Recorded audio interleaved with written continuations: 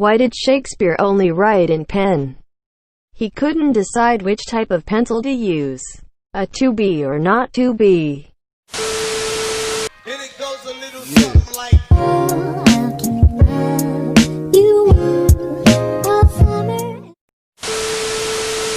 What's up, Lits? Welcome to our vlog. So in this vlog, we will talk about the American literature and the Philippine literature. We are going to talk about their similarities and differences when it comes on themes and their approaches.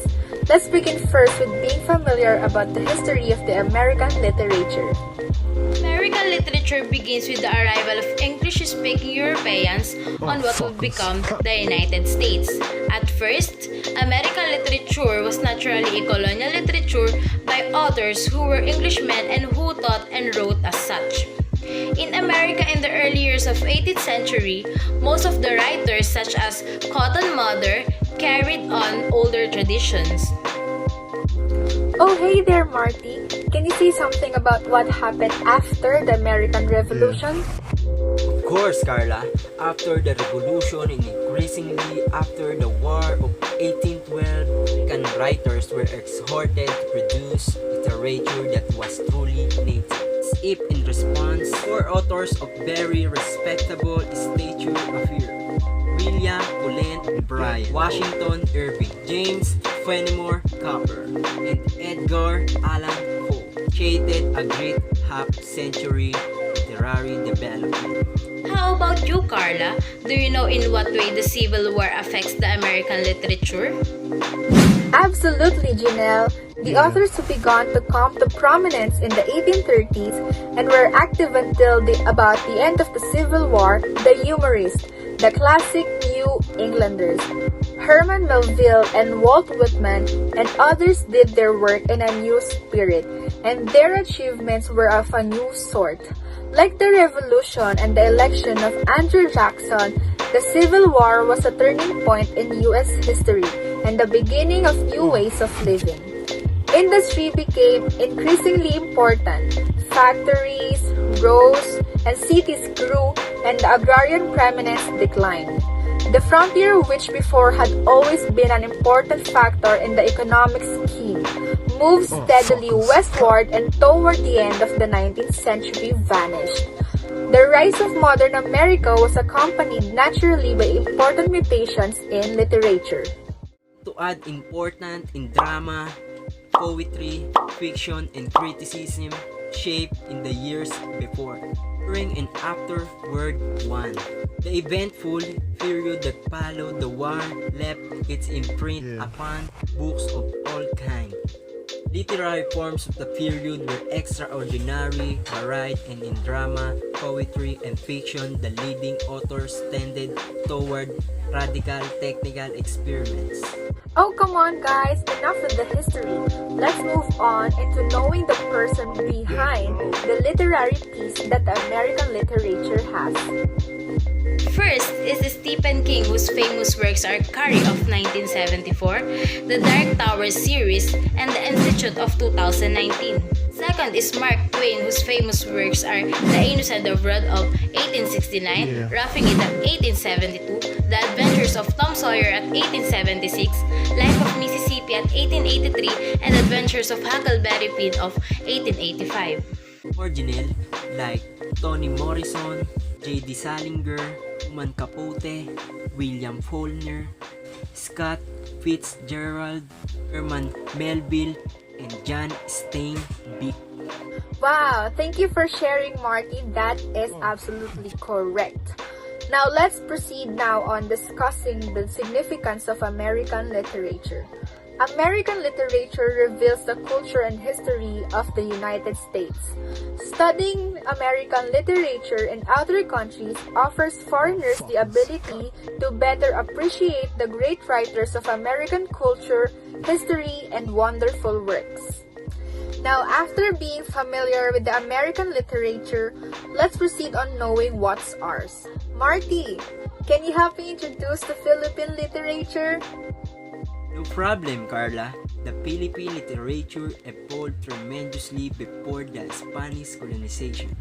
During the pre-colonial period, many oral pieces became lost in the new literary influence brought about by the Spanish colonization. However, according to the Philippine literature, a history and anthology English edition, pre-colonial period Philippine literature is considered the longest in the country's history. Literature in this period based on tradition, reflecting daily life activities such as housework, farming, fishing, hunting, and taking care of the children as well. Oral pieces told stories which explain heroes and adventures. They attempt to explain certain natural phenomena, at the same time serve as entertainment purposes. Here, I will give you some knowledge about the characteristics of a Philippine literature. An exposition of the literature of social truths and imaginations. It pierces the senses of a man, the viewer, the hearing, the sensation, the taste, and its senses. In 2000, Villafuerte attributed this to a life but a simple word flowing into a human body.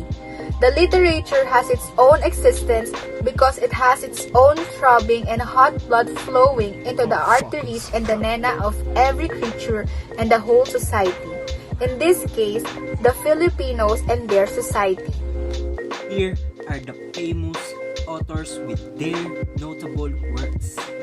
Jose Protasio Rizal Mercado y Alonso Realonda, Luis Francia, Nick Joaquin, Francisco Arcelana, Nestor Vicente Madali Gonzalez, Mado V. Hernandez, Edith L.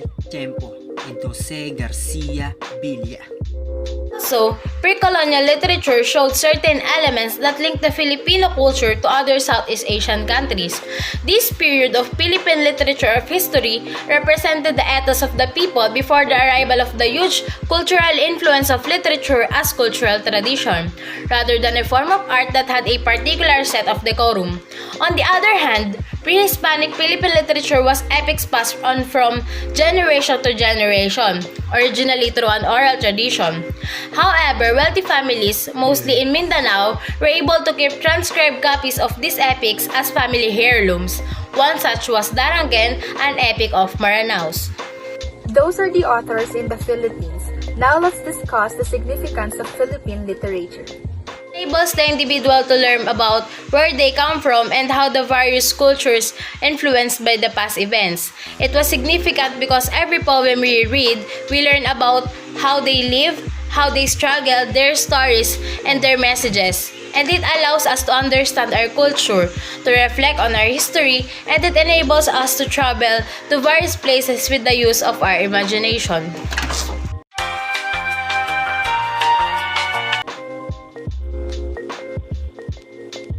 Here, we are going to talk about our national hero and his literary piece. The famous Nole Me Tangere or the Touch Me Not is the most popular and well-known of the great novels in Philippine literature. It is included in the existing Filipino high school student education curriculum authored by the national hero of the Philippines, the one and only Dr. Jose Rizal. During the Spanish colonial period, this novel ignited the social awakening of Filipinos. Since Rizal was unable to grasp the oppression of the Spanish priest and the ruling government at that time, his intention of writing a novel at that time was to reveal the ills of Philippine society. You'll hear about the story of Crisostomo Ibarra in the groundbreaking novel, how he dealt with the Spanish and how he planned for his revenge as told in Rizal's second book of El Filibusterismo. Second literary piece is about our love team when we were on the 8th grade. It is the Florante at Laura to be discussed by Janelle. It is another notable masterpiece of Philippine literature and is written in the form of awit, in which there are 4 lines per stanza and 12 syllables per line. Set in Albania's fictitious kingdom, it addresses the story of Duke Florante and Princess Laura, who are both followed by Count Adolfo, the rival of Florante. As a literary classic, this novel has become a favorite play not only for Filipino high school students but has been shown in major theaters including Gantimpala Theater and Philippines Cultural Center. And last but not the least, the ibang mga daranggit to be discussed by Marty. The Filipino Writers and Social Activities. Amado B. Hernandez wrote mga ibong mandaragit. It has linked to Rizal previous novels, No Limit Hungary and El Filibusterismo, a narrative that addresses social political problems, especially the Philippine Revolution and neo-colonialism. In the novel, there was a section where Tata Matias examined the protagonist Mando Plaridel on what he knew about the famous books of Rizal. Readers will remember how Hernandez had strong expectations for major improvements that would uplift the Philippine society, as he recounted the living conditions of Filipinos then. And now, let's jump into the knowing the difference between American literatures and Philippine literature when it comes to themes and approaches. American literature was shaped by the history of the country that produced it. For almost a century and a half, America was merely a group of colonies scattered along the eastern seaboard of the North American continent. Colonies from which a few hardy souls tentatively ventured westward. While the Philippine literature is the literature associated with the Philippines and includes the legends of prehistory and the colonial legacy of the Philippines. Prehistoric Philippine literature were actually epics passed on from generation to generation, originally through oral tradition. The major themes of American literatures are the American dream, the coming of age, justice and injustice, the pursuit of happiness, freedom and dignity, and war and peace. While the Philippine literature focuses on the pre-colonial cultural tradition and the socio-political histories of its colonial and contemporary traditions. American literature is the area which contains many of the most renowned writers in English. Although it is the literary area of America, its literary tradition begins with the tradition of British literature. But now, it has its own literary tradition. Most of the American writers prove that their novels are the reflection of the society in which they are grown up. Moreover, the political writings in American literature discuss social issues like liberty, the education system of modern culture, and etc. While here in the Philippines literature, owing the works of our own archaeologists, ethnologists, and anthropologists, we are able to know more and judge information about our pre-colonial times set against a bulk of material about early Filipinos as recorded by Spanish, Chinese, Arabic, and other chroniclers of the past. Pre-colonials, inhabitants of our islands showcase a rich past through their folk speeches, folk songs, folk narratives, and indigenous rituals and mimetic dances that affirm our ties with our Southeast Asian neighbors. The most seminal these folk speeches is the riddle which is Stigmo in Cebuano, Tong in Tagalog, Paktakon in Ilonggo, and Patototdon in Bicol. Central to the riddle is the matalinghaga or metaphor because it reveals subtle resemblance between two unlike objects. One's power of observation and wit are put to the rest. Oh, fuckers. Do you wonder what is the current state of literature and the writers from America and here in the Philippines? Well, listen to Marty and he will let you know. Currently, the method of spreading and distributing literature in the Philippines is easy. This is because of modern technological developments. Besides the written words in books, radio, and television, also spread literature furnished by electronics such as tape recorder, compact disc, plaque, tape of VHS, and computers.